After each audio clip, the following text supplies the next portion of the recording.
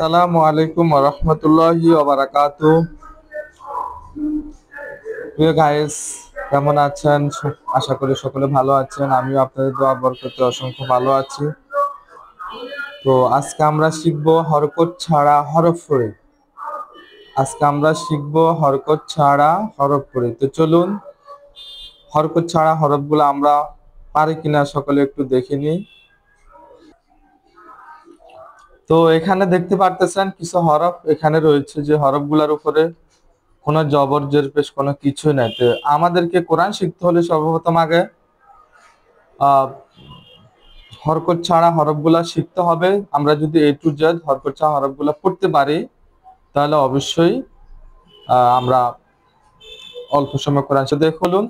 দেখুন এখানে হা, ওয়াও, আলিফ, ইয়া, ফা, সদ, লাম, সদ, র, ইয়া, নুন, ফা, কফ, ওয়াও, আইন, মিম, নুন, ওয়াও, আলিফ, লাম, নুন, আলিফ, সিন, আইন, দাল, র, বা, তা, মিম, র, বা, কাফ, মিম, ওয়াও, কাফ, লাম, ইয়া, তা, ওয়াও, ফা, কাফ, মিম, কফ, লাম।